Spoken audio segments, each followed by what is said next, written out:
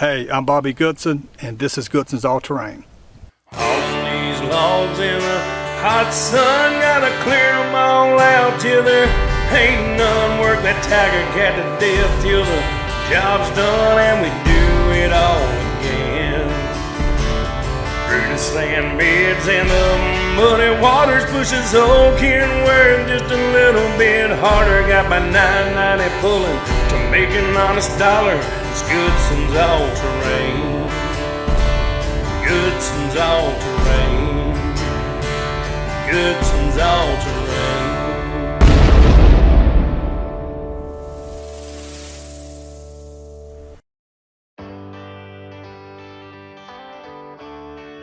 There's not a lot of downtime in the life of a swamp logger. Nobody knows that better than the crew of Goodson's All Terrain. When we last left Bobby and his crew, they were finishing up on the southern end of the old Corbett tract. They now have moved over to another section of the same tract. And with Corbett timber shut down, that means extra long hauls to Montague and Georgetown. This slows down production, leaving a lot of wood on the decks and not enough trucks to haul it. There are a few contract drivers that try to pick up a little slack, but with the amount of wood versus the availability of trucks, in addition to the long hauls, it's proving futile. We catch up with Justin and Durley as they finish up greasing the shovel grapple. We're over here on the Corbett tract, which is right down the road from the Turnbull tract. Smitro finally found the beaver dams and got them knocked out. The water's dropped a lot now. It's a lot easier to work out there. So we're getting the wood out easier. The problem is now trucks, trying to get enough trucks to haul it. All our hauls are long hauls. But Georgetown is continuing to buy, they're not cutting us off, so maybe some of this rain slowed some people down. So everything's going pretty good out here if we just get some trucks, get this wood out of here.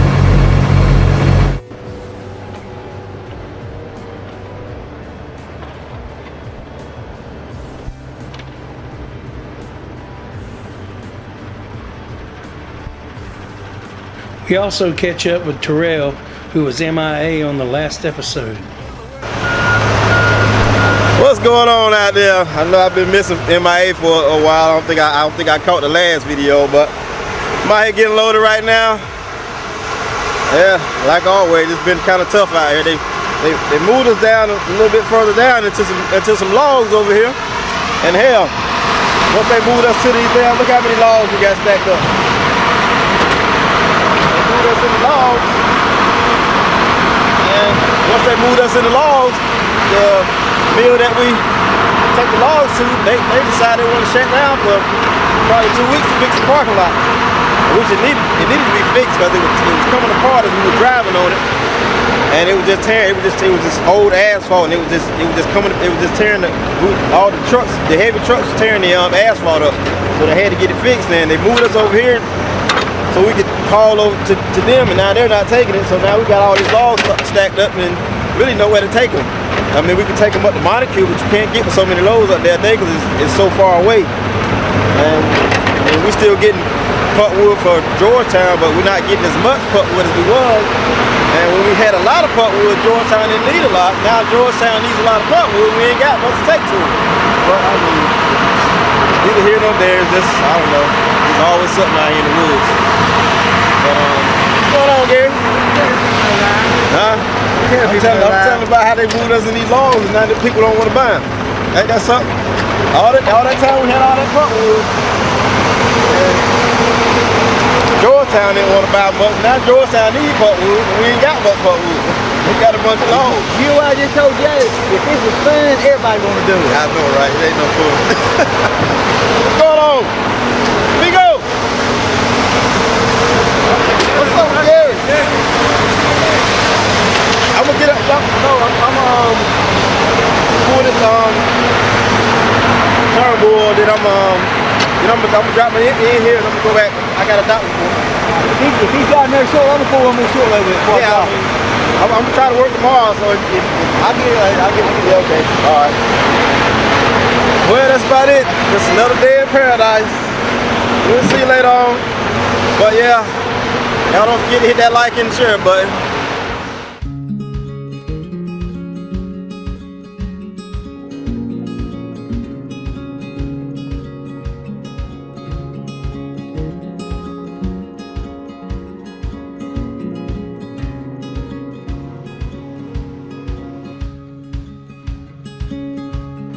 Right here recently, the old Army truck broke down. It was missing second gear, but finally the entire transmission flew south.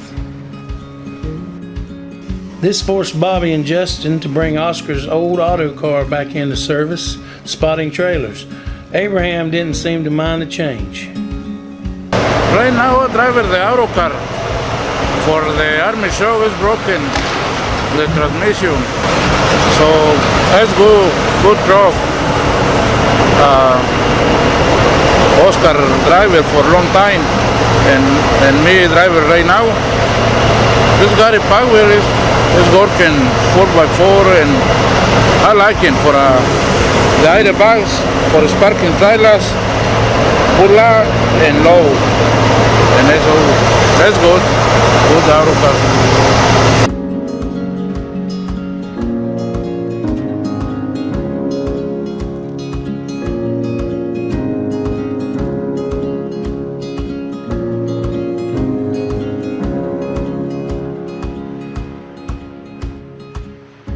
Now, it's no secret on the job site that Terrell and Gary enjoy antagonizing each other whenever they get a chance. Nothing like good jokes on the job site.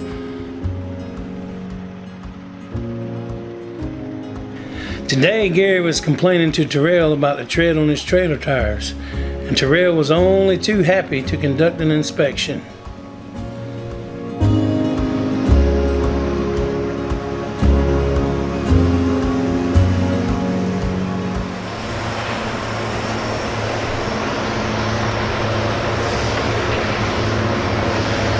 Turns out there weren't much to inspect. You ain't talking about that.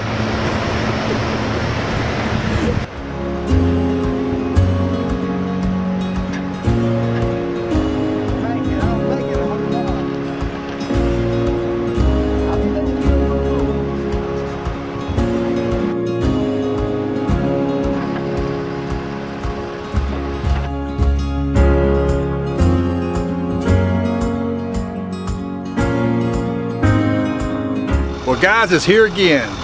It's funny. When I was a little kid, Christmas come about every 2 years. Now that I'm buying for Christmas, it comes 3 times a year.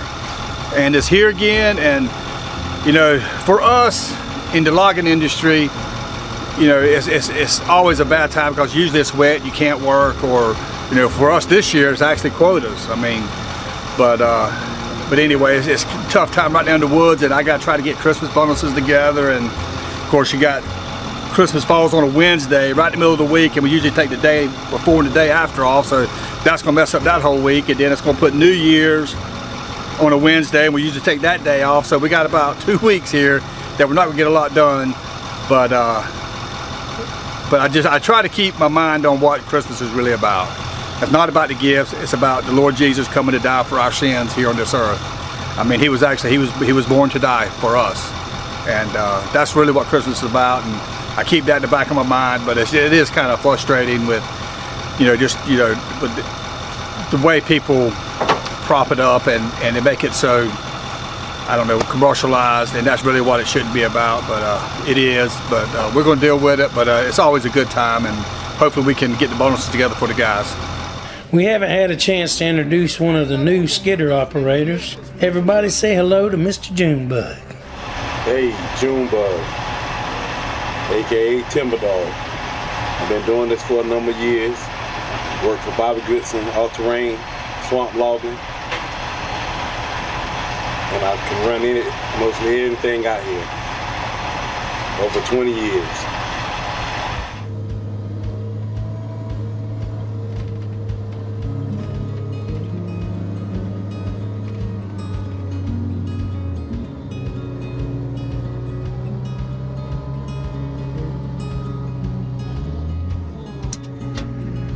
As we made our way deep into the swamp, we ended up getting flagged down by Justin, only to find the cameraman sitting all cramped in the skitter. I can't even get a ride back down to the daggone tractor now.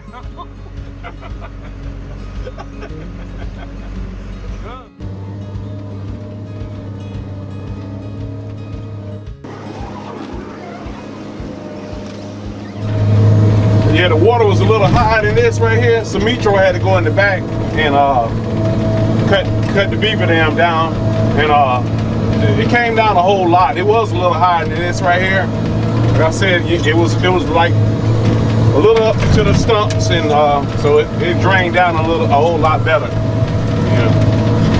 But we still was able to get the wood out.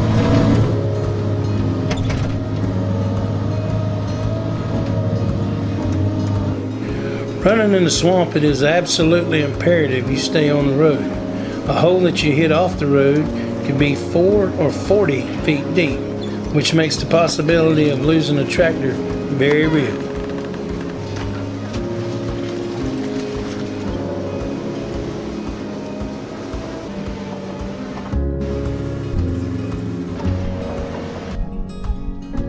Well, everybody knows that this time of the year it's hard to get a whole lot done, and I actually had a company to call me that wanted a right-of-way cut.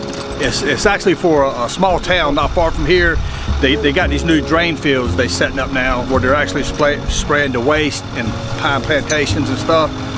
Well, the guy asked me if we could cut some right-of-way, so I got Smitro to go ahead and get some wood ahead so we can jump over there for a few days and cut these little paths through the woods so they can go out there and do whatever they do over there.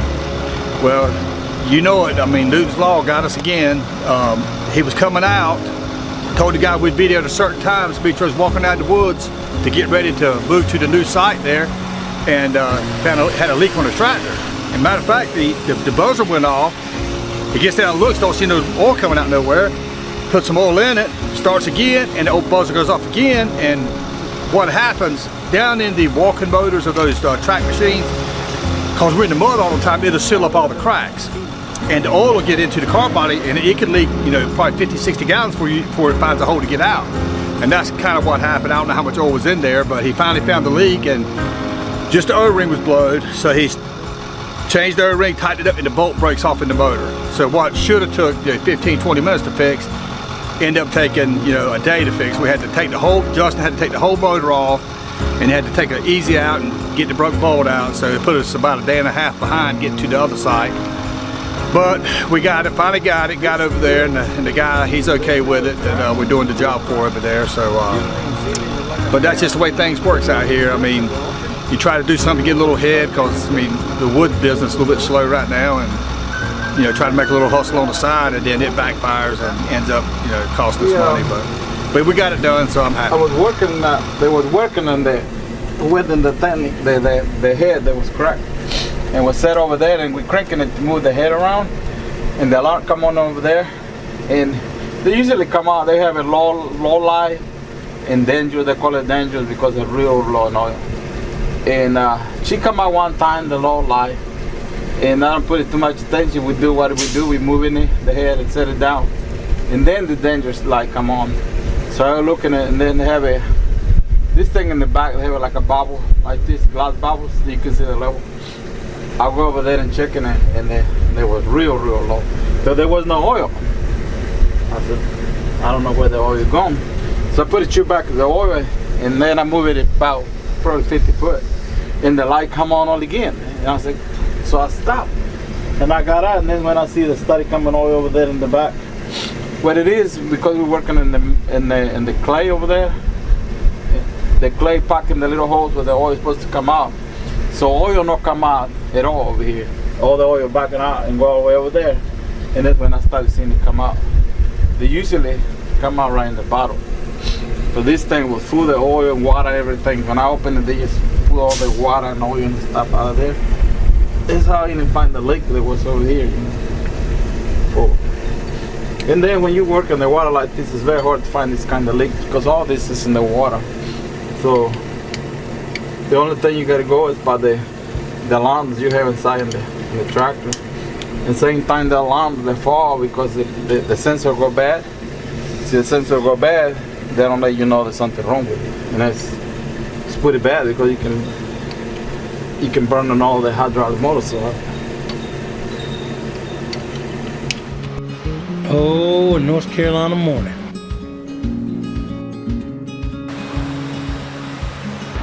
Well, after a relaxing Christmas vacation, the boys are hard at it again.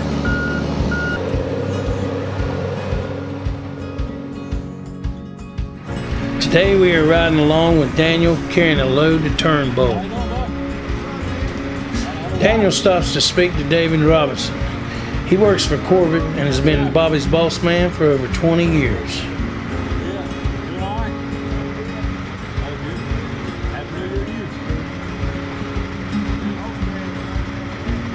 We also run into Bobby along the way.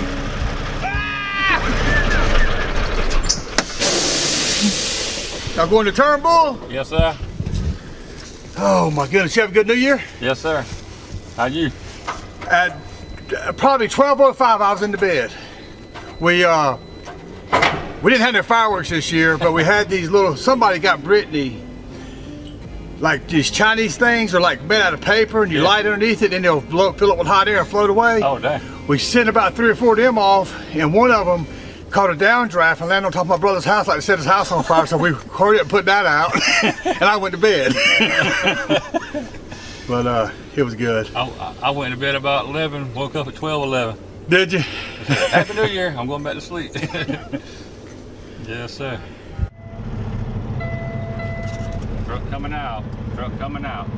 Almost in no parking zone.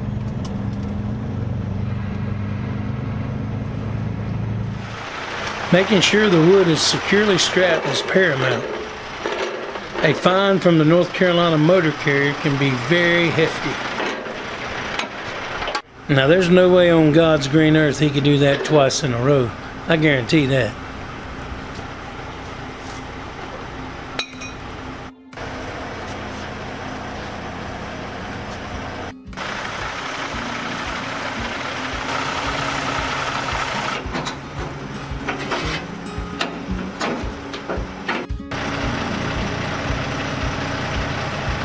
The drive to Turnbull was pretty uneventful. When we finally do arrive, we get the okay to clear the truck while it's offloaded. Then we are off again. Each truck coming in has to weigh in, and each truck must weigh out to determine how much wood was actually delivered, minus the truck's weight. We down here at Turnbull Lumber Company. This is a place where we haul most of our logs to.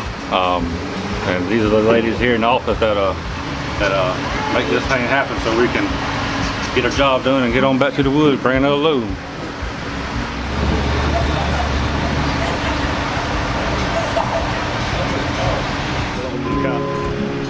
On the way out, we run into Monkey and shoot the bull for a little bit. Come on, let's see that fan that they fell down there and went to do a lot of that. We stuck right here on the deck. Bad turn to get on too. Make it happen. All out there to try to get right long, couple short. It'd be about 2:30. Everybody in there was next like this. And then see her in there. They go together and have to cut the wood off their fence. They won't be taking the wood.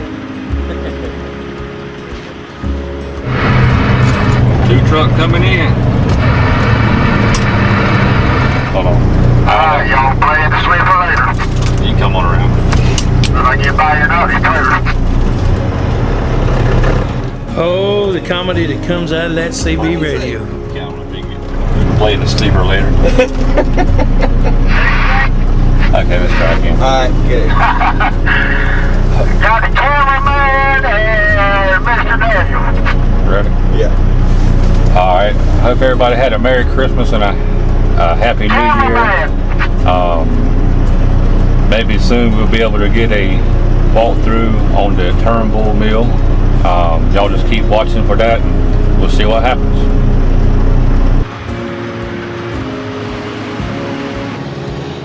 Not long after, Gary pulls up.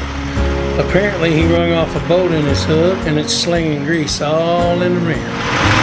Keep me just as hard as you can keep me. The day before, Gary had another encounter when his mirror cover flew off after hitting some debris on that wide road from Whiteville. We got down this side of Murray Beach yesterday morning. A big piece of equipment had been there and hit a limb or something. It was hanging down, and of course you know I hit it. Knocked the mirror on this side all the way in against the glass. Well, I got it back out, going to Everest yesterday. They're about white, so I heard something flap, flap, flap, and that thing come up and went in the air about 40 foot. The cover. Yeah. But I marked my spot where it come off at. You know, and I come back and I stopped. I had to walk a little bit further than I wanted to, so I went and found it. I'm gonna let Kenwell play put it back on. they I don't remember what part of it was, but Kim said he was going down the road the other day and his mirror fell off. The glass fell out or the mirror fell off. I don't know what fell off, but something fell off. That arm breaks it where that arm hit it, where Lynn hit it, it breaks in the middle. So it didn't really hurt the mirror bad, but it hit it hard enough that it loosened that cover. I got the cover. I'm gonna let that guy Kimball put it back on. So they didn't tell what that thing would cost. Now that New Year's and Christmas is over, the crew can focus back on the job at hand.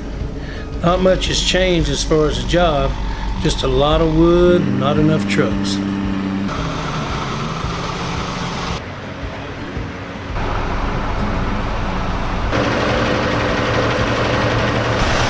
Alright, yeah, we finishing up after Christmas.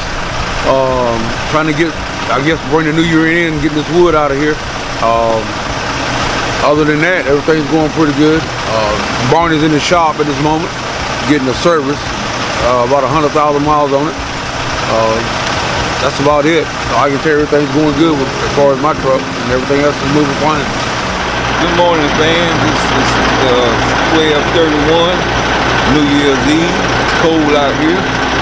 Been to Georgetown already, and I'm getting ready now to go to Longberg, which is over here. I need 3 more long loads trying to make that bonus, and for the week. So I don't know what the load count look like, but I hope it's a good load count for this week. I know it'll make Bobby happy. Update on my house. I've been there a month. Nothing made 1 payment. So I gotta hit the books, get this truck rolling, make them payments, and be safe out down the road. And I hope everybody have a happy new year and a good year coming up for everybody that can hope. And we'll see you then. Peace out.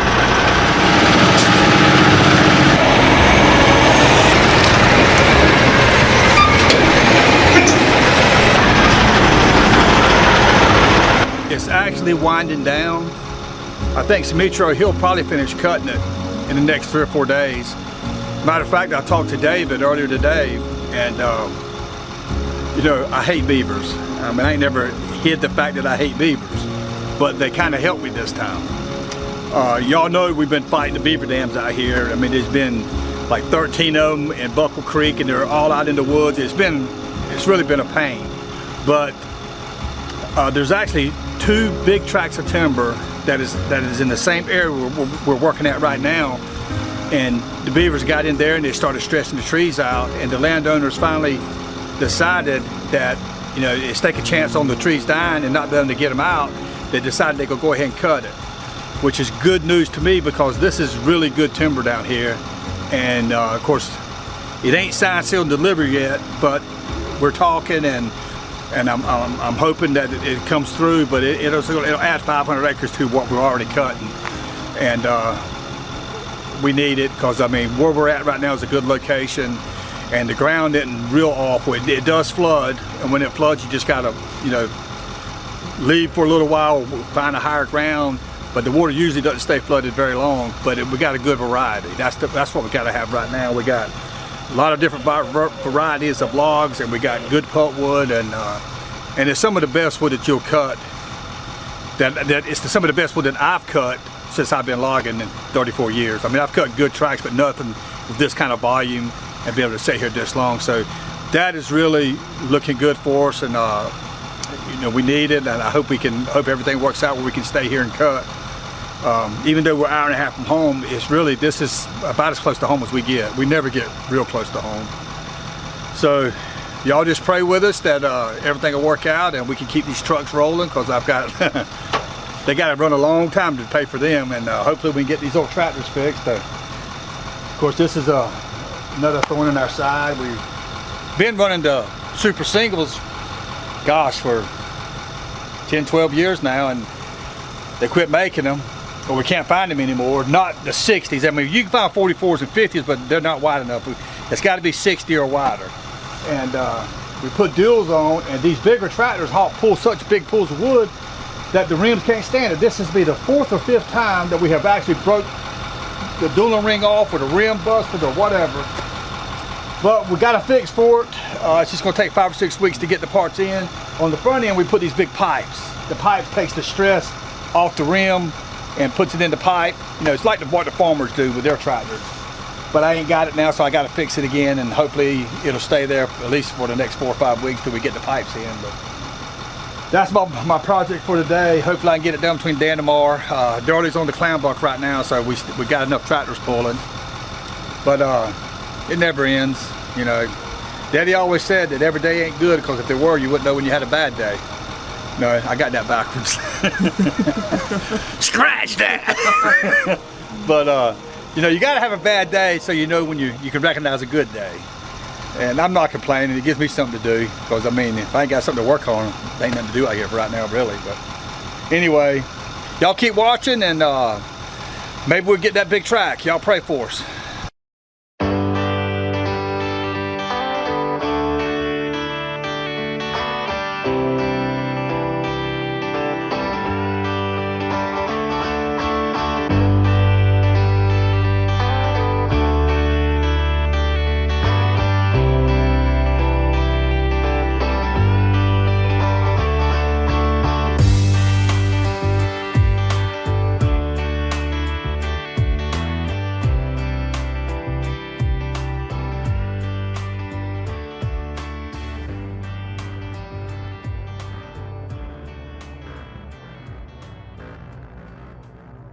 Guys, we got a question from a viewer.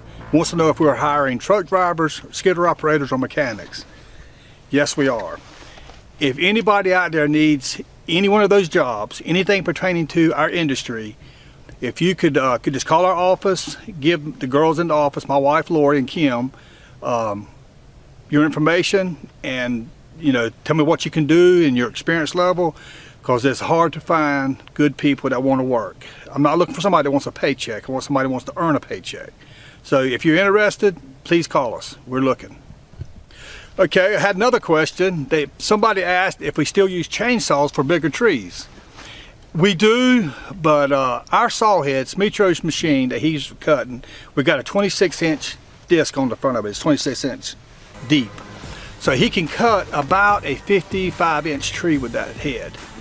And there's not a whole lot of trees left that is bigger than that. Not where we're working at anyway. So we do have a saw. We still keep 2 chainsaws, and I don't think we put gas in them in the last 4 or 5 years.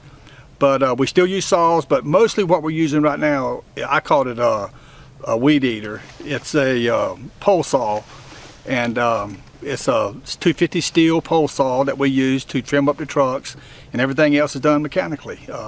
But we still have chainsaws, we just haven't had to use them in a long time. We had a question from a viewer, and they asked the question, what do I think of the logging industry in the future? That's a $1 million question. I don't have an answer for that because I can't see the future, but I can say this about North Carolina. There's 631 loggers in our state, and we hold up a $32.8 billion industry. It's either 1 or 2 in North Carolina. So if logging does not succeed, there's a lot of money that's going to quit flowing in this country or in this state. So I hope that the future is good. I can only see it getting better, but I've been saying that for 35 years that it's going to get better, it's going to get better. And it will one day. I just hope I'm allowed to see it. But there's 631 loggers that holds up a $32.8 billion industry in this state. So we got to keep going. That's the only answer I can give you. Well, guys, I hadn't said anything about it till now. 2 weeks before Christmas, my dad passed away. He was 3 weeks short of his 74th birthday. And I know that my dad was saved. It's an interesting story that the preacher where Daddy was going to church at the last 2 years of his life, the preacher's wife, early on in their marriage to the preacher, they've run through some financial difficulties. Actually, they was just engaged, and they were struggling. He lost his job. She got a job working at a parts house. It was actually a Tidewater equipment company, and this story came out as we was preparing the funeral preparations for my dad, and the lady had told us a story about a logger used to come through and leave money on her desk for food because she didn't have any money. She was eating like ramen noodles or some kind of soup every day. And but as we was sitting at my stepmom Connie's house, and we was putting out the pictures of Dad when he was younger, the preacher's wife said, "That's the man that used to leave the money on my desk when we didn't have any," you know. But she never knew his name, and of course time takes a toll on people, and she didn't recognize Dad when he started going to their church. So it was like a full circle type thing, and it was a real blessing for especially me and my brother Mike to hear it, and Ashley to hear about that, because you know, when Dad was younger, he was a little rough around the edges. He was hard-nosed, but God has a way of tendering your heart when you get older, and that's what happened to Dad. And talking with the preacher and his Sunday school teacher, that Dad was ready to meet the Lord, and that's what gives me comfort now, knowing that one day I'll get to see him again, because he was my hero. You know, he taught me what I know, and I want to see him again, and I want to see him in a whatever kind of body God's going to give us. I know it's not going to be any pain, because my dad went through a lot of pain the last 10 years of his life with arthritis and strokes, and he just has terrible falls, but I'll get to see him again, and it's going to be happier times. Y'all pray for us.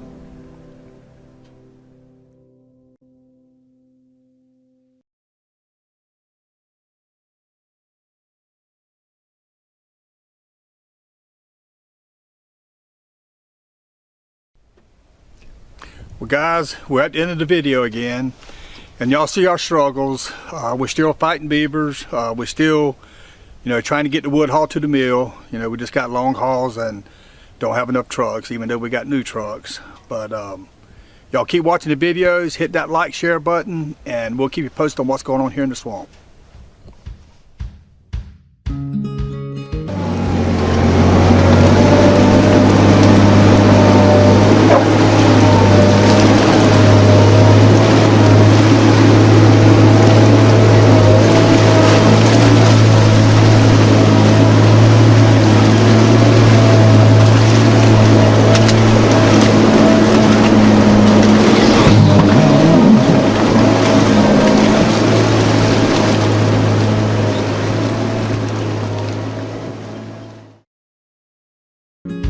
Don't forget, folks, hit the like and subscribe button for Goodson's All Terrain. And if you want to, just tell your mama, tell your daddy, tell your brother, tell your sister about it.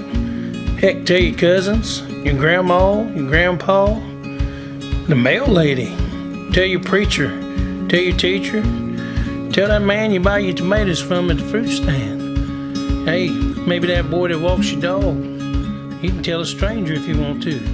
Anybody you tell, just tell them to watch Goodson's All Terrain. It's good for you. It's just like eating honey every day.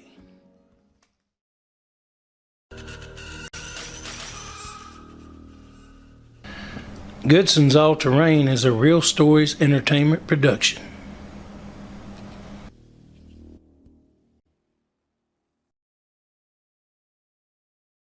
These logs in the hot sun, gotta clear them all out till there ain't none. Work that tiger cat to death till the job's done and we do it all again. Through the sand beds and the muddy waters, pushing old can work just a little bit harder. Got my 990 pulling to make an honest dollar. It's Goodson's All Terrain. Goodson's All Terrain. Goodson's All Terrain.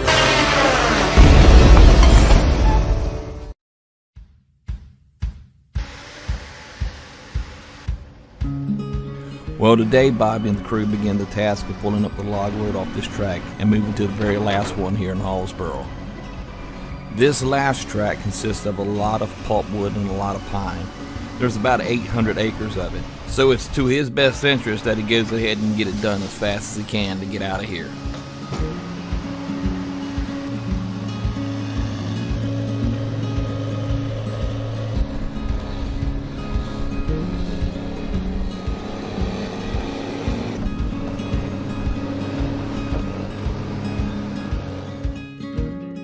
Being this far out really isn't the ideal situation, and prices at the pump isn't doing him any favors either, especially with the commute and all that heavy equipment stays thirsty. On this particular track, Bobby actually had to go in and build a road to the deck. And I tell you, when it's dry as baby powder. When it's wet, it's slick as fried okra. Hey guys, how y'all doing out there? We are in the third month of the new year, and we have finally got moved on to the last 150, 175 acres of this tract that we're on. It's been an 800 acre tract. We've been here way too long, too far from home. It's wearing on us all. But we're on the last, well, this time it backfired on me. Most of the time, whenever we go to a tract of wood, I always try to get the worst first. That way it can only get better, supposedly. But we all know that Newton was a logger, because we have dealt with for over a year all the pulpwood, the long pulls, everything the back half of this tract had to deal with is saving this 175 acres of mixed pine and hardwood. It's the better ground, the better wood by far on the whole tract. And we've been on this deck now for, I guess, a week or two, maybe, week and a half. But as soon as we moved up here, the mills went on a scheduled shutdown. They're not buying any pine, and as I'm sure you'll be able to see through some of the filming here, that we're actually having to drive a quarter of a mile, well, at least an eighth of a mile through the pine to get to the hardwood, which was supposed to be a big help to us because it was going to be a close pull, good ground, you know, everything was going to work out. And now end up starting out on a eighth of a mile pull, you know, because we can't cut the pine. And very frustrating. And again, you know, we're down 5 people in the woods. I'm actually running the loader now. Justin and Smitro, they're doing everything really. Justin, like today, he'll pull with the grapple tractor, and he'll pull up 5 or 6 big pulls up to the old 250 loader. And once he gets it pulled up there, then he'll jump in the loader and cut it all up, merchandise it, stack it up, then he'll go pull some more. And Smitro is stomping. Once he gets enough wood stumped ahead, he'll jump on the shovel and bunch the wood, and you know, the guys are doing good. I mean, we're still out producing the trucks. I mean, when there's only 4 of us out here, me, Justin, Smitro, and Durley. Durley's the only pull tractor, and Justin, you know, everybody's helping him where they can. But it's just, I'll be so happy to get done with this tract of wood. It's so far from home, and it's just can't get any trucks. It's killing us. But and also we lost a truck driver, Alfonso, had some issues, and he's no longer driving. And so we only got 4 of our trucks pulling, and we're supposed to have some extra trucks coming in today. They haven't showed up yet, but maybe they'll come in and help us out some. But you know, we're staying around, I guess, 40. Well, if we had the trucks, we could stay around 60 loads a week. But we just ain't got the trucks. We've been running about 40.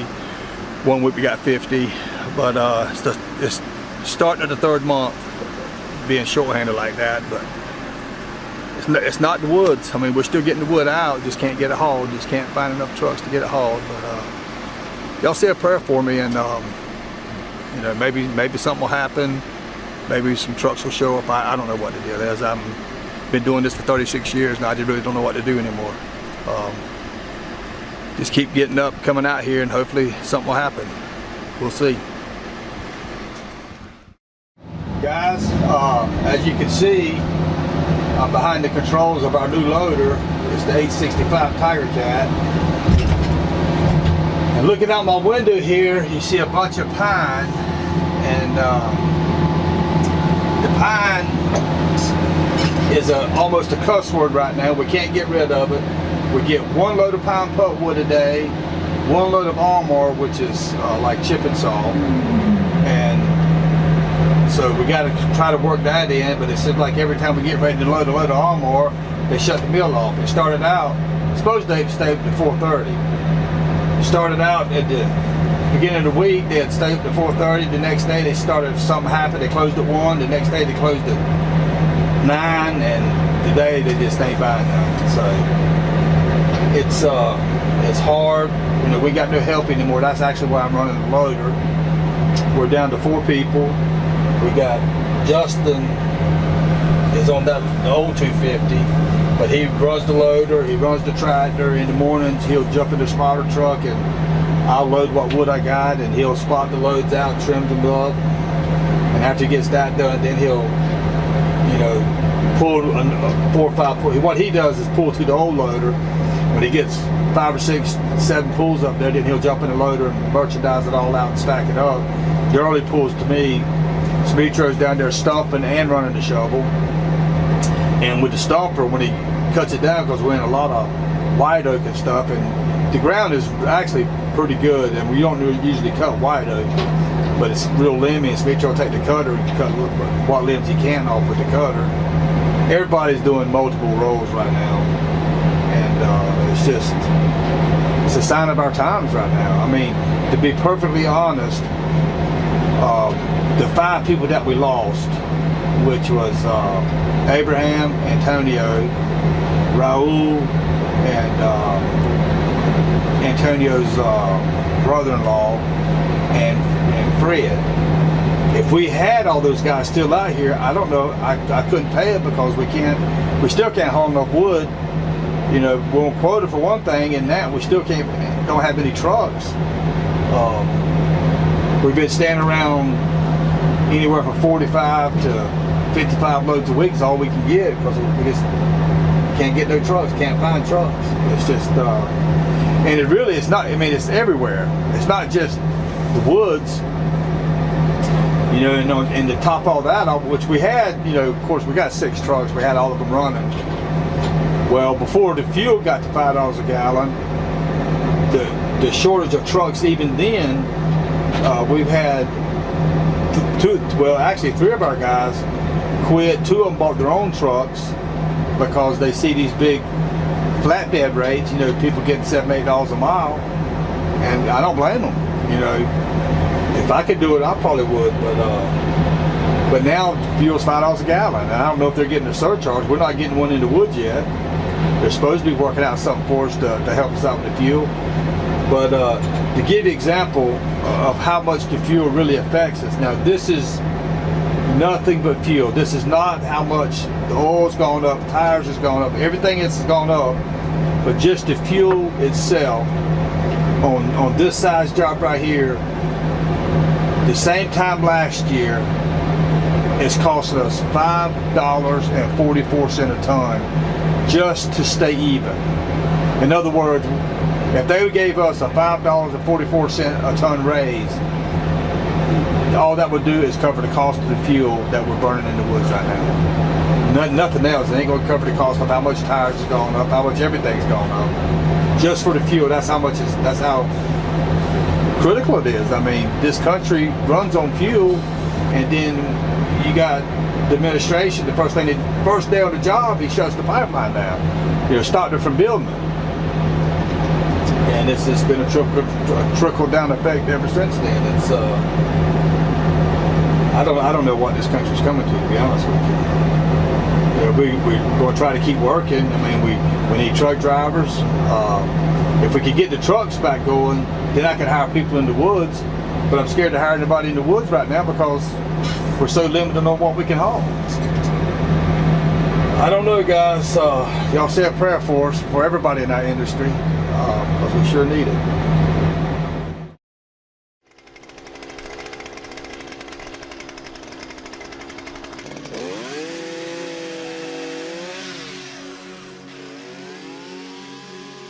Yes, believe it or not, Bobby cuts out a lot of these tree cookies we ship out to y'all.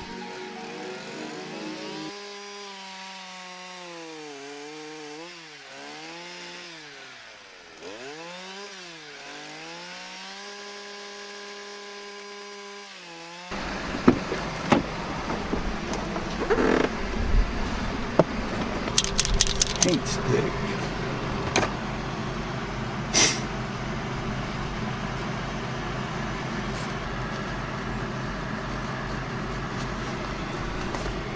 You all right?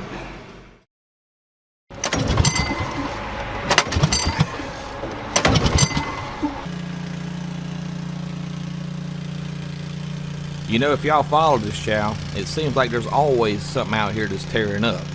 Just like today, for instance, the mystery leak in the pressure washer hose. No one knows how it got there, but yet it's there. I'm a firm believer, if you ain't using it, get rid of it. Right here, Justin is removing some old plumbing from the pressure washer.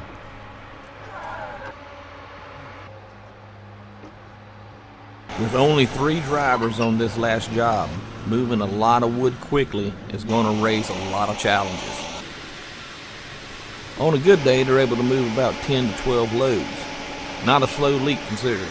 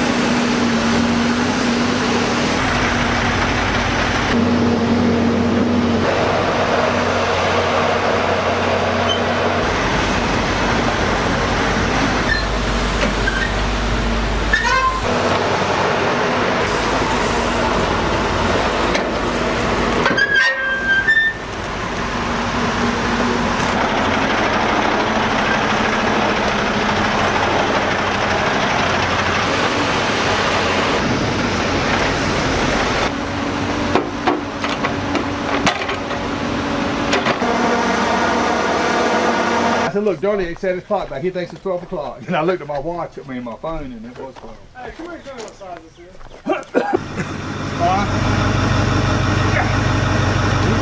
Justin got all kind of shit. You probably got it in your truck, Justin, just don't know it. Ain't no telling what I got there. What I cut in one day, you can bunch it in one day. It's amazing. Yeah. It's because it ain't wet, you're just blowing through it. But I guess because I cut it one day and today I haven't finished one. Justin, is that what you put back in here? Yeah, it's stripped looking. Huh? It's stripped looking. No. It's not? No, maybe I stole one from the shop. Trying to find something closer by. Well, a month went by, I ain't heard from him, then all of a sudden he calls me back and says he can't find nothing, and now I really need that job if you still need somebody. So I said, okay, yeah, I said, I do need somebody. And he goes, listen, man, I said, I need to know if I got the job now. I said, because my guy wants me to go to West Virginia and work with him, but, you know, I don't worry about that. You really not planning on giving me a job. I said, look, you need to work. You got the job, but we need help. And he says, okay. And he never showed up. What were you pulling? A trailer? Fuel barrel. And he just, all of a sudden, he just shied down on the boat, black smoke rolled out, and I seen that front end break, and it just jumped straight up down. It come out the holder. I just about knocked the ball joint out of the spindle. Yeah, it come out the holder. That front dry shaft broke so hard. Horsepower gets you through some holes. I like the pipe. I don't have to give it gas. We're all out.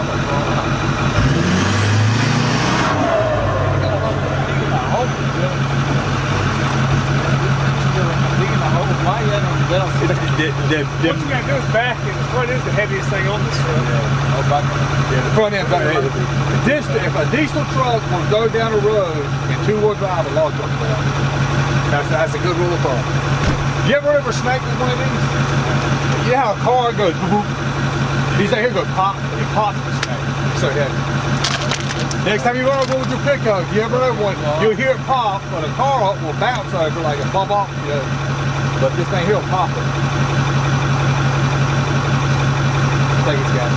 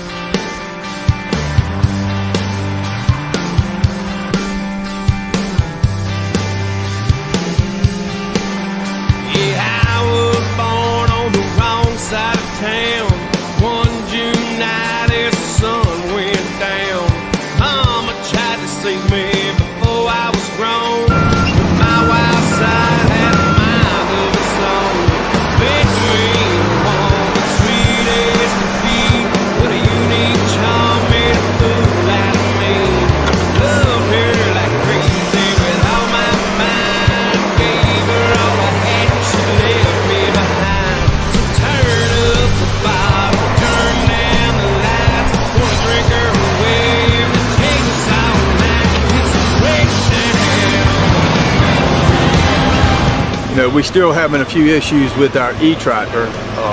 It's the newest tractor we've got. It's a 2014.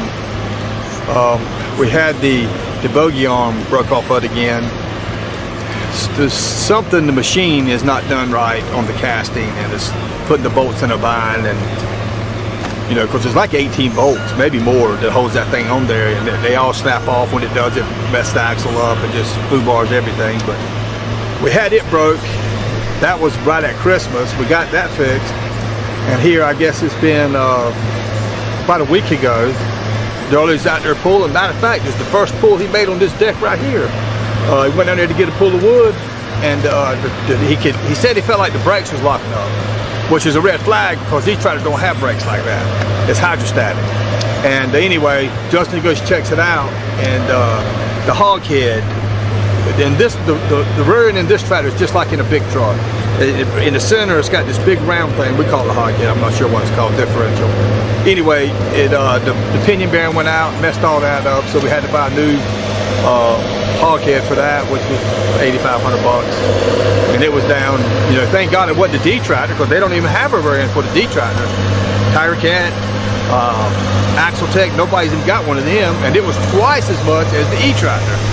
So I guess if there was one bright side to it, it was the E tractor that broke, and not the D. But we got that back going, and we got the Clam bunk going. That girl is actually pulling with it some today.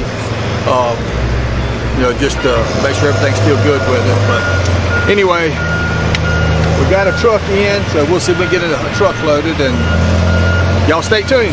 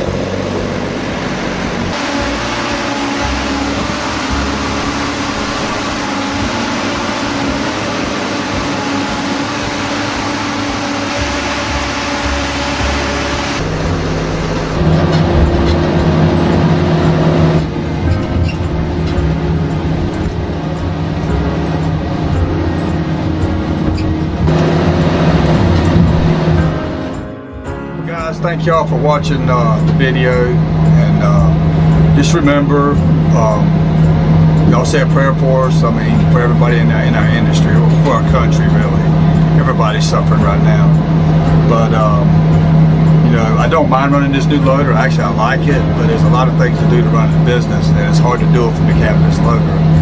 But thanks for watching the video, and y'all hit that like button, and don't forget to subscribe. I'm sorry I can't get it out. Subscribe, but and stay tuned for the next one. We're going to keep working as long as we can. We'll see what happens. Guys, y'all remember, we got our apparel, our merchandise is up there, so just go down to the bottom of the link there, and it'll show you how to get to it. My daughter is handling that, but we got the knives, you know, coffee mugs, thermoses, t-shirts, hoodies, hats. I'm not sure what all is on there, but y'all go to that and check it out. If you like anything, please order.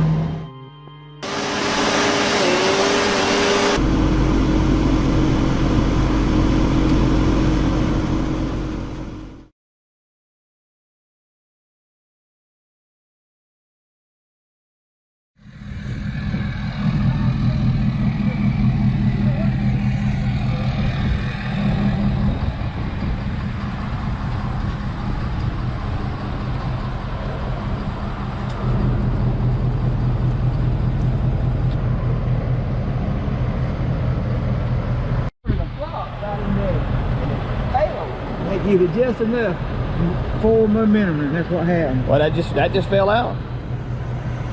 Yeah. See, when I went to get out from under it. This is the trailer Ricky knocked on the ground out there.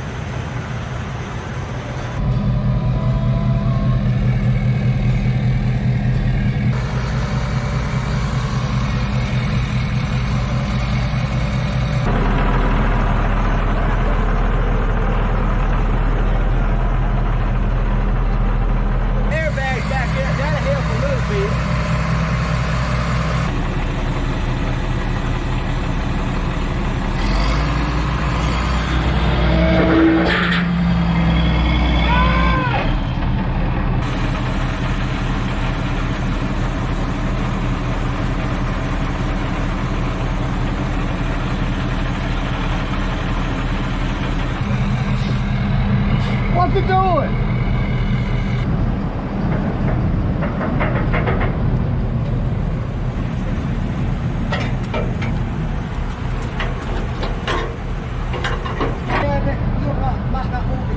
We ain't been down there less than 95 in a long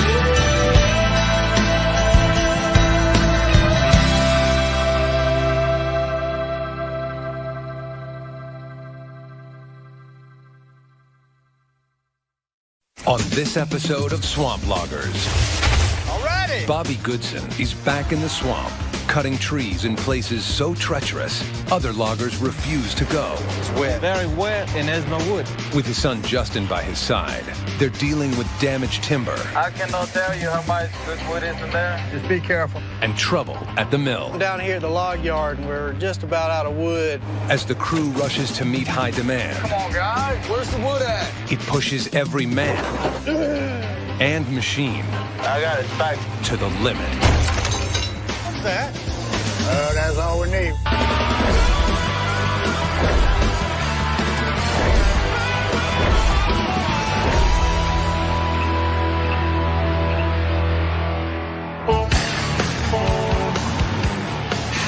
It's moving day again in the swamps, and Goodson's all-terrain logging is setting up on a familiar site. A few months ago, fourth-generation logger Bobby Goodson and his veteran crew were chased off this tract by record flooding. Is that wood right there rising? Now they're back, and wood is in high demand. But to get to it, they're up against the ever-present challenges thrown at them by the unforgiving swamps of the Cape Fear River region of North Carolina. The name of the company is All Terrain, and it's all terrain all the time. We depend on Bobby to get the wood out. Talked to Dave, and he said on this pine right here, it's cut out all the good chippesaw, 12, 14, and 16. Yeah, we're back on the beaver track, hoping it'll go a little smoother this time. We've got a lot of small trees. They'll be going to the pulp mill, and we got some nice hardwood way back in there, but it's going to take Smitro a couple days to work his way back to it. Hey, darling. How's that shovel road look? It's holding up pretty good right here. This sun is holding all that slick down a little bit. We cut this block a while ago. Now we get to come back and finish it. We got a little bit added on, so it made it worth it. Close to the mill again, about 9 miles. So I mean, we can do good over here. All right, guys, let's get this party started. I want to see some trucks moving out of here. I feel good. It's warm, no coats. Only one thing, a lot of snakes. Hey, boys. I don't like snakes. We've seen probably more snakes in the last few weeks than we've seen the whole winter. You know, you just don't want to, get bit by a water box and know where you're at. The hot, dry season raises other concerns. When it gets dry and it starts getting 100 degrees out here, all this debris that builds up on the tractors, stuff will catch on fire. Once his crew is completely moved in, Bobby brings them together for a quick safety meeting. We're fixing to get into the summer months. I want everybody, sometime today or this week, we need to check your fire extinguishers, make sure there ain't no rust in the tanks. Yeah, just check the manual tanks, and if they're low, just give them to me, and I'll fill them up or whatever. Main thing, just be safe and just try to watch out for everybody. We're all here together. We're all a team. Let's do what we can, all right? With all systems go, a load of hardwood logs heads out to the Corbett Lumber Mill, a key client of Bobby's. Just like with the swamp loggers, the dismal rainy season has hit the mill hard. We're Corbett's main supplier for logs, and we haven't been on a track that's had many logs. So right now, the wood yard is real bare. We're hoping that we can get it built back up. It's part of John Dean's job to keep a sufficient inventory of logs on hand. Coming in the parking lot there, I knew we were getting low, but it was kind of shocking to see there was only 2 small rows of logs left on the log yard. Hey, James. Hey, good morning, John Dean. How's the mill manager doing? Well, I'd be doing a lot better if I had plenty of logs to run. We need about 6 or 7 loads a day, and yesterday we had 3. Normally this time of year I've got 20 rows out there, and I got a row apiece. So whatever you can do, please do. That's right now about 85 to 90% of Bobby taking care of this mill. We've got to get on the stick and get wood rolling in here. Hey, Bobby. Hey, John. I'm down here at the log yard, and we're just about out of wood. Out of logs. Bobby has a unique relationship with Corbett. As a major landowner, Corbett works as Bobby's agent, supplying him with tracts to log. And they make a percentage of every load he delivers. The majority of his loads are pulp, trees smaller than 10 inches in diameter, which are used for paper products. But Corbett's mill requires bigger hardwood logs that are peeled for veneer.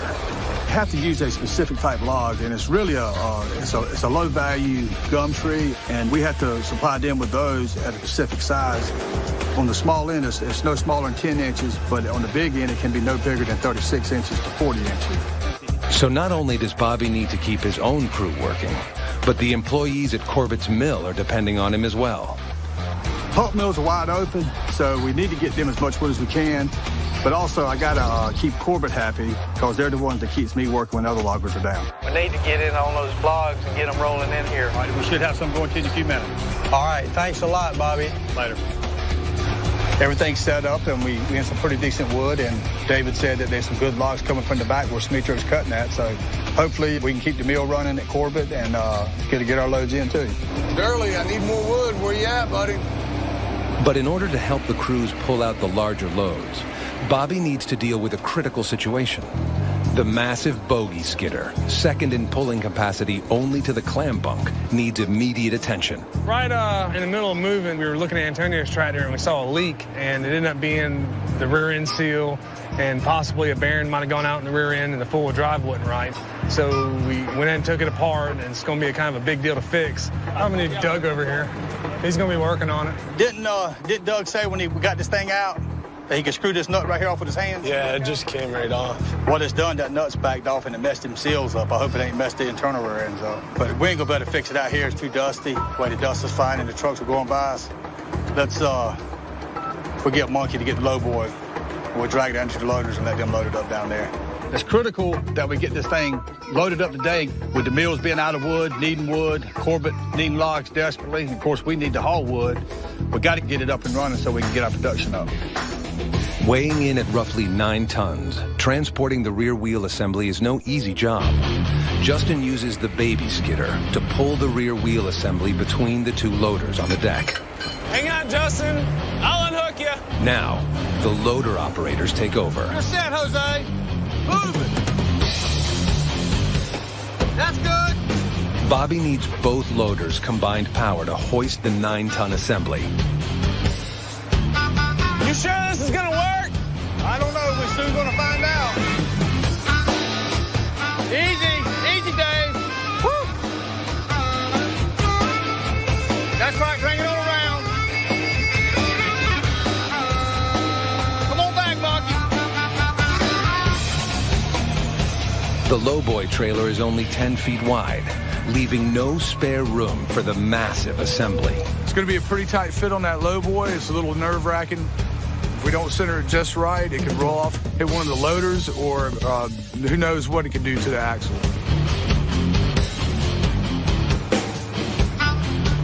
Easy. Get it down. Good job. These guys have worked together for a long time, and I can count on these guys to get the job done right. I'll hook this to here, you hook that side to that side. Yeah. All righty. The axle assembly makes the 60-mile trip to Bobby's shop without incident. All right, nudge it off. Where it goes, nobody will know. With no loaders to help, this time the crew relies on gravity to finish the job. Ain't got to go but about 6 inches and it's gone. There it goes.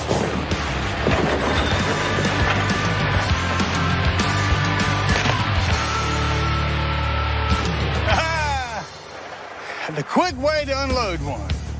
Didn't even hit the trash can. The job of fixing the Bogey will fall to mechanics Doug and Justin, so Bobby heads back to the tract. Hopefully we can just put these O-rings in and get it back going pretty quick, but if not, the tractor's gonna be down a minimum of 30 days. So we really can't afford that. You know, we got the little tractor as a backup, but it's not as productive. The baby skitter has only 50% of the pulling capacity of the Bogey. But with Corbett desperate for wood, Bobby needs all the help he can get. What's up, Justin? Hey. How's it going out there? Oh, it's going all right out here. Might need to check on Smeetro, though. Out in the swamps, Smeetro is encountering unexpected conditions.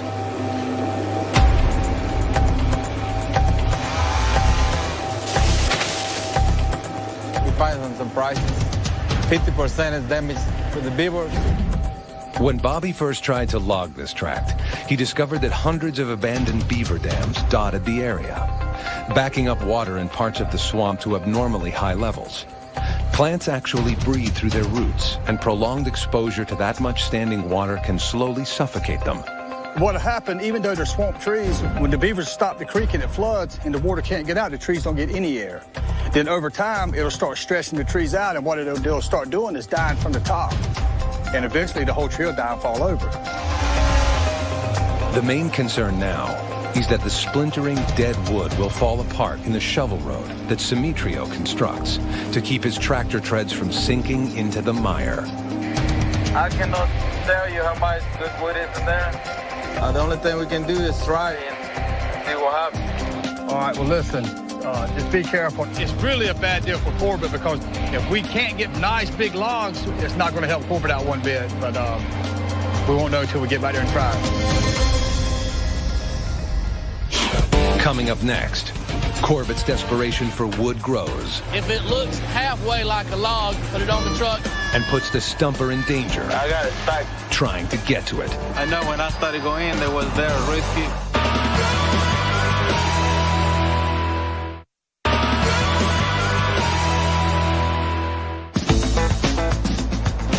Shirley, you have any logs coming? I got a truck to fill to get a Corbett. Yeah, Victor loaded me up right now. Might help y'all, son. After settling back at the beaver tract, the swamp loggers are pushing hard to get their usual 100 loads a week, while trying to deliver at least 6 loads of hardwood to the Corbett mill to keep it up and running.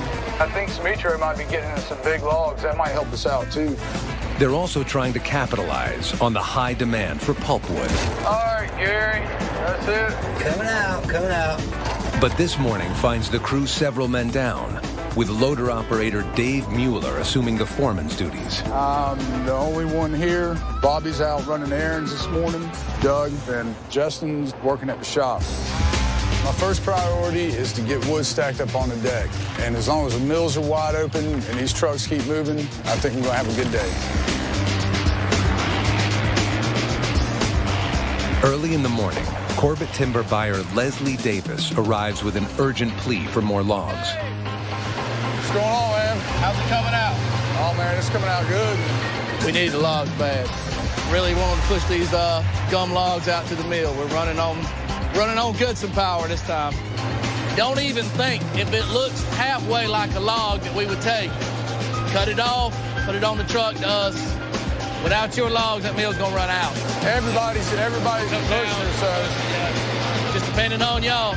All right, man, I'll see you. All right, pretty desperate. Got a lot of good orders for the mills, so all the wood that he can move and get to us really will help. With only 2 trucks out to the mills so far, Dave, you got a copy? Go ahead, darling. Dave gets the one call he was dreading today. My fan belt broke and I need some help and I need some tools. 10-4. 10-4. I'll be out there in a minute. The fan belt drives the fan that keeps the Clam bunk engine cool, and a 22-ton tractor can't run without it. This is the last thing I needed today. Durley's clam bunk is stuck out in the swamp with no mechanics on site, so I'm gonna have to take care of this myself. It's a 20-minute skitter ride out to Durley's location for an experienced driver. For Dave, it could take a little longer. If there's one thing I hate more than mechanicking, it's driving one of these tractors down the shovel road. Hey, Jose, where's David at? He's helping Durley. The fan belt so far? It's gonna be a little bit slow this morning. Dave's SOS call to the Clam bunk leaves Jose loading trucks by himself. Trucks quickly begin stacking up. Lord, I don't know when we're gonna get up out of here. I ain't gonna give it 3 more loads if we don't get to moving. Being this close to the mill, it looks like we could be steady rolling back and forth, but I don't know what's going on. They ain't doing a whole lot right now. Give us up the field. Out in the swamp, Dave has managed to help Durley get the fan belt changed on the stranded Clam bunk. What's burning? Damn belt. Unfortunately, that wasn't the end of our problems. Damn alternator. That's the alternator doing that? That alternator ain't turning. The alternator, which charges the tractor's battery and powers its electrical system, is burned out. It needs to be replaced. Bobby keeps spare alternators on site in his service van. But for Dave, that means another skitter trip back to the deck, at least 3/4 of a mile away. Bring us another alternator up there? Gotta be something similar to that one, David. You find the out. But ain't one thing is another all the time. Ain't never anything easy. Lord, I don't know when we're gonna get up out of here. Back at the deck, it takes Jose working by himself for almost an hour to load one truck. Finally, Bo's truck is up to be loaded. And he takes matters into his own hands to speed things up. I run a loader some. I've come in a lot of more loads, get on out before everybody else does. I ain't as good as Dave and Jose, but I can do enough to help out a little bit, keep having to sit around so long.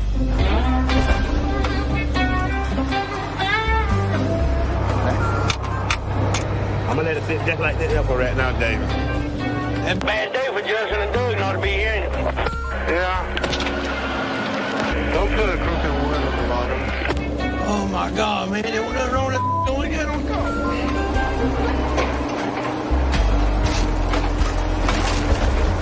top. Despite Bo's rookie loader skills, he manages to help Jose finish loading his truck in just over 30 minutes, the fastest time so far today.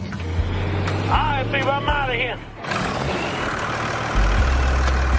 An hour later, Dave is more than ready to get back to his loader. We're in business now. Yeah. Only took 3 hours. Soon after, the deck is moving at full speed again, but logs for Corbett remain in short supply. Come on, guys. Where's the wood at? I got a few Corbett logs on this pool I'm pulling in right now.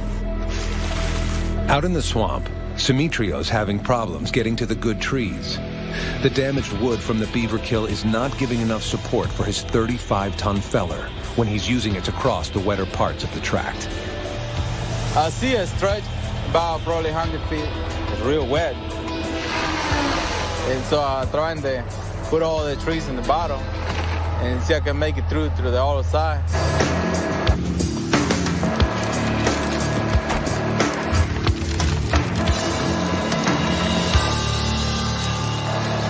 For the trees, they broke in half and just sink down, and you don't move. Now, alone and at the edge of the swamp, Simitrio has pushed his luck and needs help. I know when I started going in, they was there risky. At the same time, you got to push it. He must get the feller moving again quickly before it sinks even deeper into the bottomless mud. The shovel logger is the only machine that has enough combined traction and power to pull the feller out of its muddy trap. But Simitrio's not ready to pull the shovel away from its own job just yet. The trail was about half a mile for the way back over there. It'd probably take about an hour to make it over here. Antonio, I got it stuck. Can you bring me some wood? Instead, he sends out an SOS to a nearby skitter to bring him a load of undamaged wood. Put the wood down there, Antonio. Put it close to me. I can reach it. Now, he must rely on his 20 years of experience in these swampy conditions to build himself a log bridge out of the sinkhole.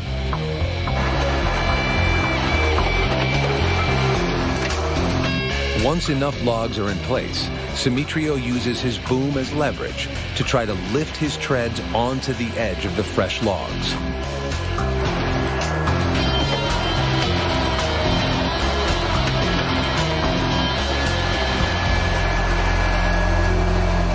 But the feller still refuses to budge. I decide to turn it around and push in a different direction. With the added push of the 7,000-pound feller head, Simitrio manages to shift his tractor's treads up and onto the new logs. The stumper head almost disappeared in the mud. Simitrio's quick thinking pays off. A few minutes later, he's completely out and headed for the deck. It's been a day of costly delays. Although the crew managed 18 loads out to the pulp mill, logs for Corbett remain elusive. Feel like I want to puke. That wood, they don't hold it, nothing. That's not good. I don't think I'll be able to make it this way where the good wood is. I'm afraid that we will lose the tractor over here. Coming up, news from the mill is dire. It's completely run out now. They called and said they were going to have to send everybody home. And later, What was that? a new problem hits the deck. That was loud. What was that?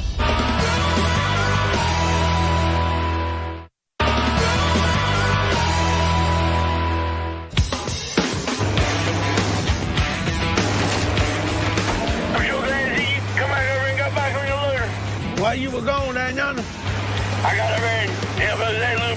You can rest. You ain't got nothing to worry about. I wouldn't take your job.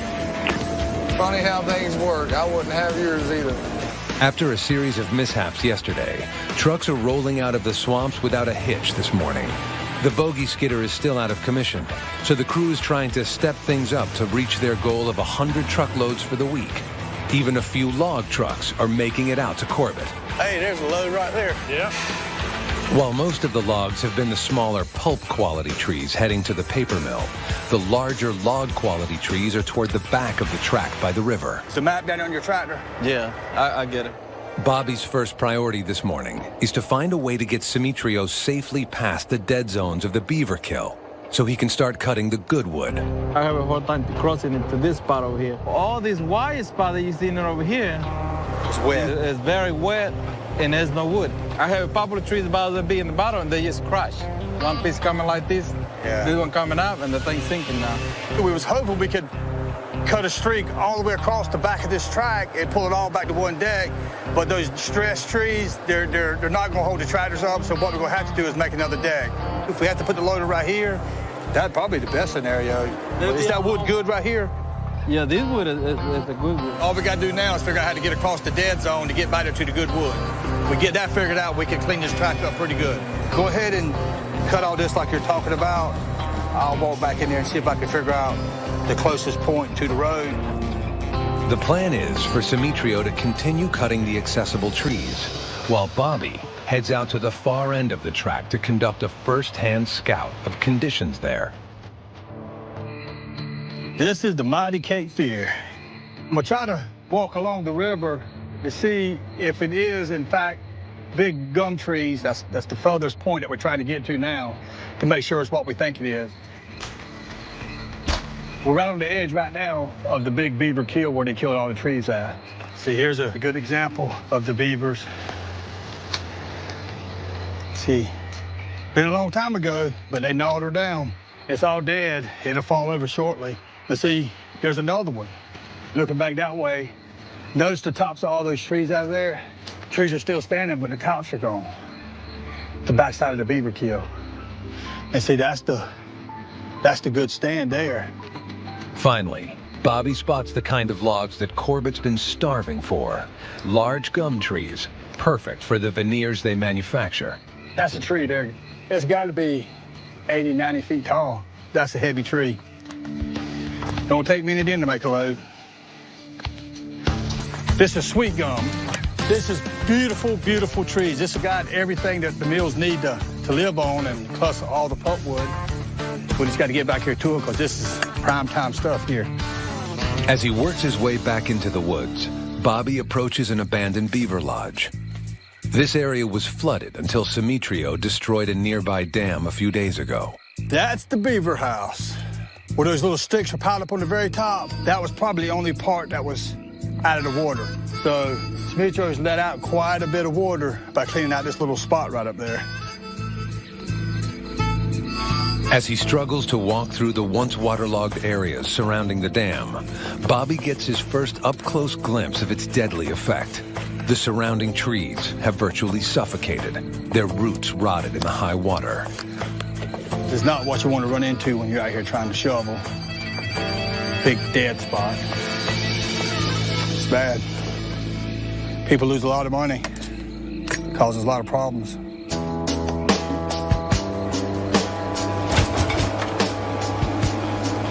After a long hike back, What's going on, Bob? Bobby meets up with Dave to confirm that the deck needs to be moved as soon as possible. Done a lot of walking back over there, and that's where the big gum trees come from, that far back corner. If we can get back there, look, there was some gum trees down there that big around. About 90 feet tall. Yeah, it wouldn't have took 2 or 3 of them, and it'd have been an easier load with some logs left over. The next few days, we're going to be really busy. We've got to get the deck moved closer to the big timber, and we got to get the buggy up and running so we can pull that good wood to the loader. How'd y'all end up doing? 23. 23. Keep it going like you're doing, and I'll see you in the morning. All right, bud. We'll see you Dave. Well, we had a fantastic day today. I'm just a little concerned that we ain't got any wood stacked up for tomorrow. We've got some beautiful timber back there in the back, but we just got to get to it, you know, for Corbett's sake and for our sake, too. The beaver is the largest North American rodent. Their teeth grow continuously so they don't become worn down from chewing on wood. They use their sharp teeth to construct dams as high as 10 feet and as long as a quarter mile.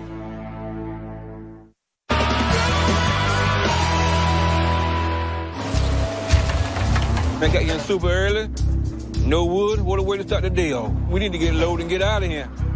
After a banner day yesterday, today the Goodson deck starts off bare as the crew scrambles to feed hungry mills from a tract of land short on great wood. Jose, we still loading pulpwood? Yeah, that's all we get today. While smaller pulpwood has been plentiful, bigger log trees have been killed off by a beaver infestation, causing a boom for pulp mills, but near disaster for the Corbett mill.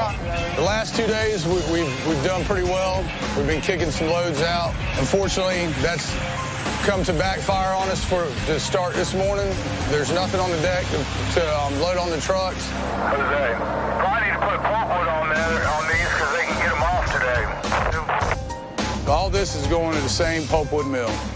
Like I said, until we get to the back and start getting into the big stuff, the log mills are hating it because they're all needing wood, and until it starts showing up at the deck, I can't throw it on the truck.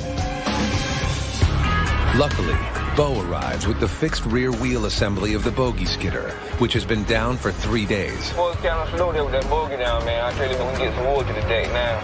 The Bogey can pull 50,000 pounds and is a welcome sight for sore eyes. All right. That nut right in the center of that yoke, the oil was leaking out around that yoke right there. That's how we figured out something was wrong. We found that the pinion seal was torn, and this seal, this $3 O-ring, being cut in these 2 places, allow the hydraulic oil to fill up the rear end, and it's supposed to have 90 weight in it. Hydraulic oil is a lighter weight oil than 90 weight, so if it leaks into the back end, the lighter weight could cause parts to grind against each other, which could eventually lead to a very costly breakdown. We got it fixed now, so hopefully everything will work right. If not, we'll be doing this again. Let's push. Not wanting to slow production down any further by enlisting the help of the loaders, Bobby decides to use sheer logger brawn, pitted against several thousand pounds of rolling tractor to unload the wheels. Push, push, push. Go, fat boy. Back, let it roll back. We're gonna kill ourselves. Hit, push. They can only hope it doesn't roll the wrong way. Push. No, it's kind of like me and you push harder than anybody else. Less mouth, more pushy. Ready, go. Ready, go. Ready, go. One more time. Here we go, here we go. Watch out. That's my dune buggy. Yay. I'm a little out of breath. We'll go get that in the service truck. The massive Bogey skitter can't get into action fast enough for the truckers who've had extended wait times without it. We're missing a load a day. Well, you get one on the deck, and there's 3 or 4 back here waiting to load, so it's messed us up. That's costing us a load a day. You don't realize how much you miss out of the loads at the end of the week. You get your paycheck, and if there haven't been 5 loads you don't miss. That 1 load a day can end up costing each trucker nearly $200 by the end of the week. We got to go, man. Yep. As the truckers anxiously look on, the guys work fast to reconnect the Bogey's 2 halves. That the right way? Just straight in. There, we had to use that skitter to maneuver the Bogey back under the tractor. It looks pretty straight. That's it.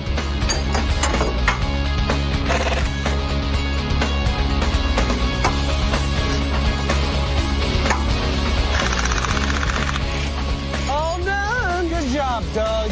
Good job, Justin. Let's go home. By mid-morning, the skitter can get into the swamp and drag some much-needed wood. What load is this? We got 15. Finally, a load of logs pulls out of the deck. DJ, take that load to Corbett. Downful. Today ain't going so great. Maybe it'll pick up when we move the deck over there to the next road. Maybe it'll be a little bit better on everybody getting in and out. Yet the small success may be too little, too late. Corbett timber buyer Leslie Davis stops by unexpectedly. Well, The mill's finally run out of logs. Right now, with the production way it is, that we just can't keep enough going in there to keep the labor working at the mill. We're gonna have to send everybody home. Due to the economy, now things are picking up a little bit. We got huge orders coming in, and we don't have any wood. We've got to send everybody home at the mill, and it affects our bottom line, period. So I hope it can change, but right now it's looking kind of bleak. Got plenty of wood here, but it's all pulpwood. Yeah. But there's a spot close to the river where the trees are bigger. Yeah. We can move down there and set up and see if we can get more logs to it. If we can get closer to it, we need to. We'll just leave this wood here, and we'll move around there closer to the wood, where the bigger wood is. Until we get whatever we can do. You know? All right. For Corbett, shutting down means 60 employees will be out of work for the day. And since Bobby supplies Corbett with 90% of their timber, making sure he picks up the pace is Leslie's main concern. All right, Leslie, we'll see you, man. I'll see you. The pressure is on. I know what it feels like when you can't pay your people. That's a lot of pressure, but we can do it. I know we can do it. We've done it in the past. We'll do it tomorrow. Coming up next, it's a rush to get to the good wood. Dang, go. When disaster strikes. Everybody, they can't get in or out. Durley's jamming up the whole road. That's all we need.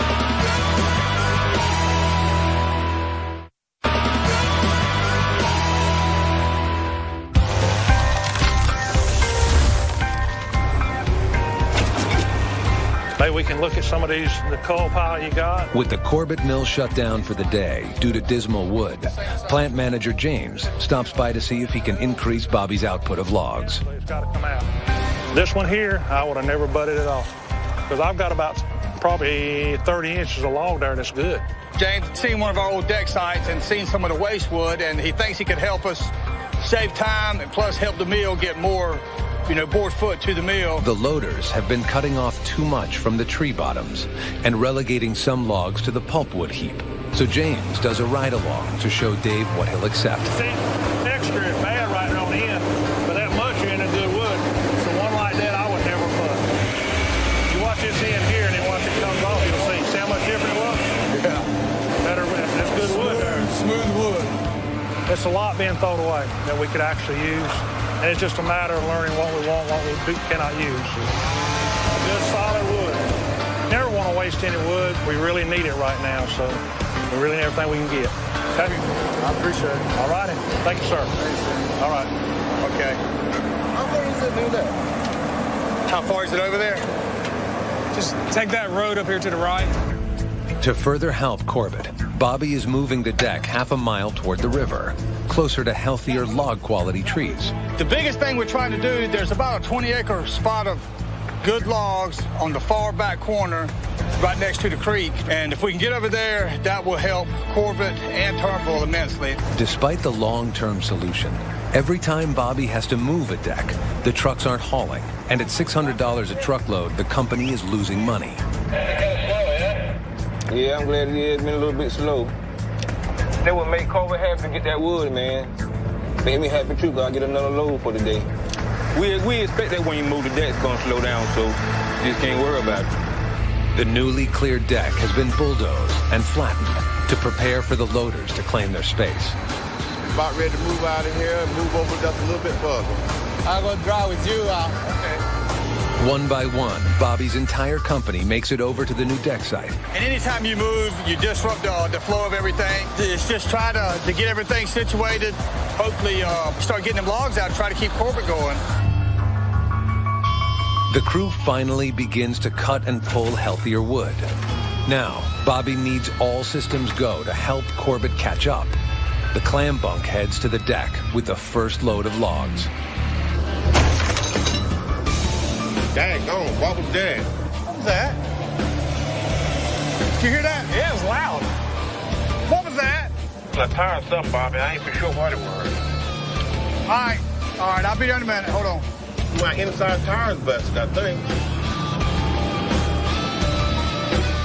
Darley was coming up to the deck with a pull of wood, and we heard a big kaboom. The first thing I thought, he may have run over a ladder nut stump or something stuck a hole in the tire, but didn't see any holes. It sounded like a cannon went off. It did. The rim busted. Rim? Oh, yeah. Now, what happened? It's busted the whole inside of the rim. That part of the rim right here on the inside, it split it almost 3/4 of the way around it.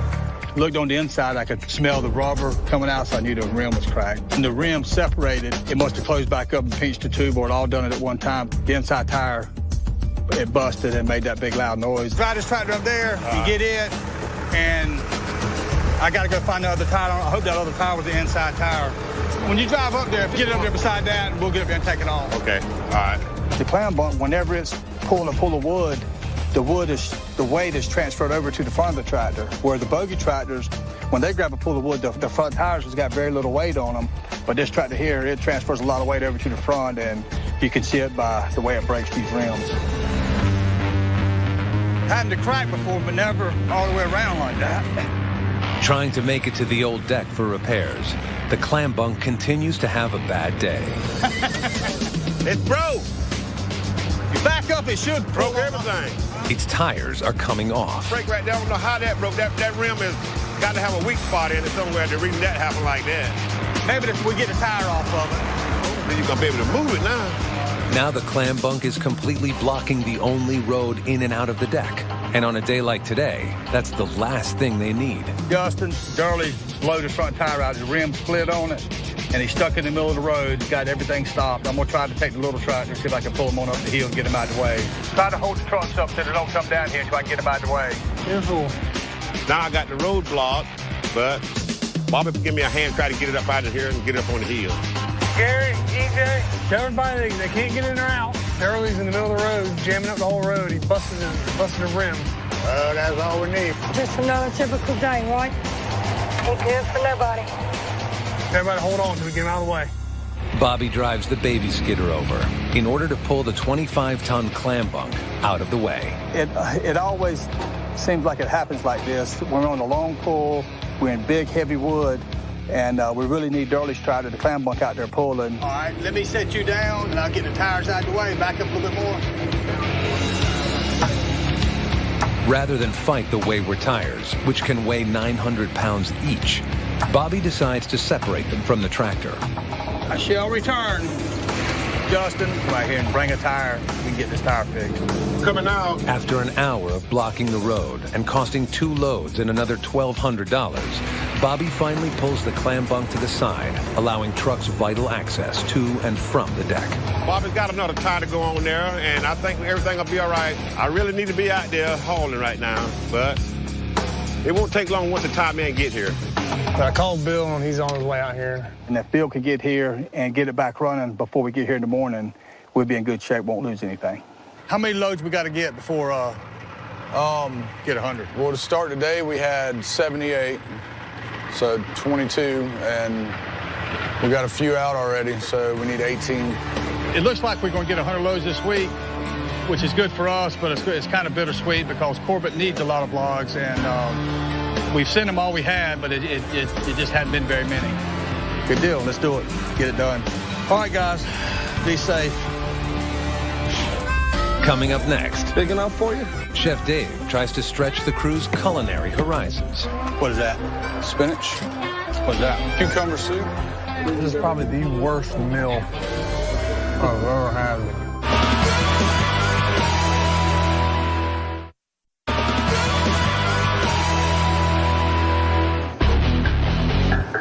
That's number 89. We need 11. With the clam bunk tire fixed and the machine back in action, Goodson All-Terrain is just 11 loads shy of reaching their goal of 100 loads for the week. Well, maybe we can get a load here before too long. Get us some down to Corbett. Everyone is racing to the finish line, knowing that if they reach 100 loads, Bobby will give them a gourmet meal cooked by Chef Dave as their prize. But they've done pretty good this morning. We've got 5 loads out by 10 o'clock. We're doing better than what we did yesterday morning. Maybe picked up a little bit. Now, with the deck site closer to better wood, the crew is cutting and gathering as many log-quality trees as they can to help boost Corbett out of a shutdown. You're on a roll today. The wood's close. They've got several loads out this morning, and we're still getting logs to Corbett. Probably not as fast as they would like it, but we're doing the best we can right now. You know, the pressure's on us to move the wood. I know we can do it. The guys know what we got to do, but the equipment to hold together to get it done. You gotta keep up the pace, my friend. I got 3 yesterday. 4. You got 3 yesterday. 4. Right there. 92. I'm out of here. The new deck location has also helped cut down on wait time, allowing the trucks a rapid 1-hour turnaround. What load is this? Down 4. Yeah, we still got to get another 5 loads to get 100, so we'll see.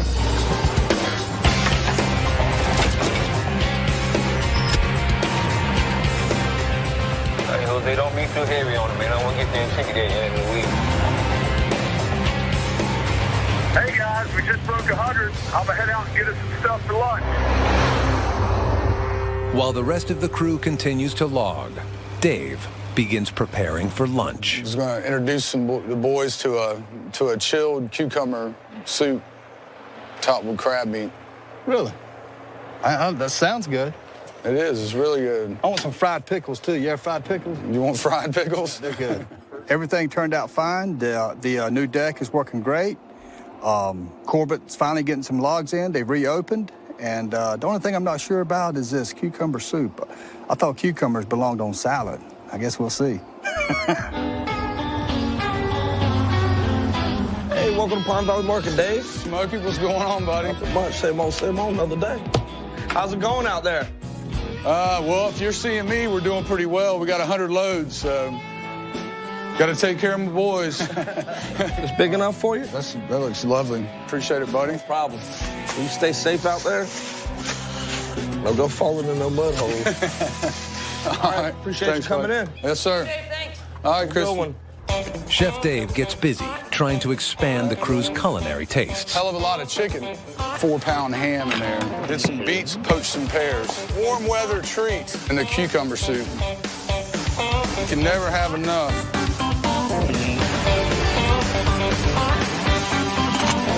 Let's have a word of prayer, and we'll get something to eat.